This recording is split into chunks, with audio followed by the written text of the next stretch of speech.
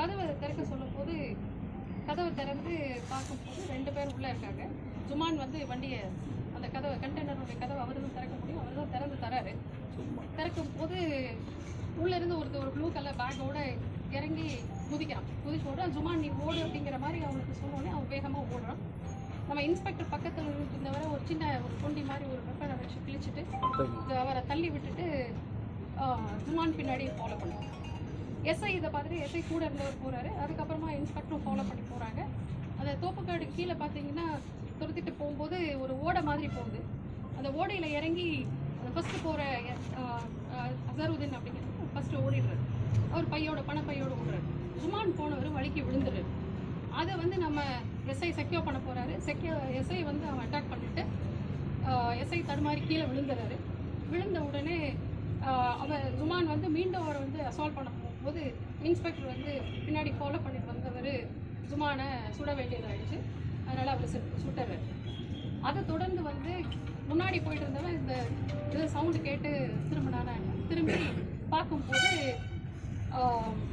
Inspector அவருடைய weapon காட்டி நிற்க சொல்கிறார். நில்லுன்னு சொல்கிறாரு. அவன் பணப்பையை கீழே போட்டு அங்கே இருக்கக்கூடிய கல் நிறையா இருக்குது. அதை எடுத்து இன்ஸ்பெக்டர் நோக்கி வீசுகிறான். ஸோ முக்கியமான அக்யூஸ் அப்படிங்கிறனால இன்ஸ்பெக்டர் வந்து அவன் ஓடாமல் இருக்கிறக்காக அவன் காலில் வந்து சுட வேண்டியதாக இருக்குது. அதனால் அவர் சுட்டு இப்போ அவங்க 2 பேரையும் அவங்க நம்மளோட இதில் கஸ்டடிக்கு கொண்டு வந்தாச்சு. அவனை சுற்றி கஸ்டடிக்கு கொண்டு வந்தாங்க. அதை அந்த மாதிரி இல்லை. இவங்க கேரளா போலீஸ் கிட்ட பிடிக்கணுமா இல்லை நம்மளே வளர்க்கணும்? இல்லை, நம்மளுடைய எவிடன்ஸில் 2-3 வண்டியெல்லாம் அடிச்சிருக்காங்க. ஆக்சிடென்ட் ஆகிருக்கு.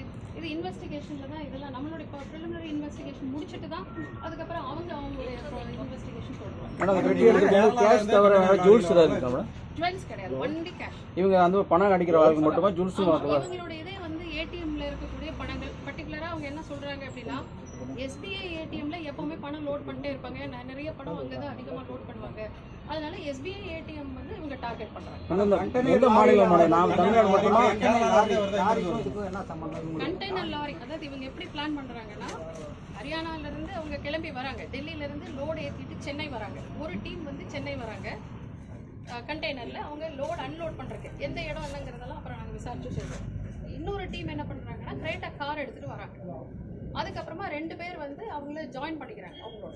இவங்க எல்லாருமே வந்து என்ன பண்ணுறாங்க, திருச்சூரில் ஒருத்தர் ஏற்கனவே அவர் அங்கே வந்து நிறைய இந்த இதெல்லாம் இது பண்ணுறாங்க இல்லையா, கண்டெய்னர்ஸ் லோடெல்லாம் லோடிங் அன்லோட் பண்ணுறதுனால திருச்சூர் ஏரியாவுக்கு இவங்க போகிறாங்க.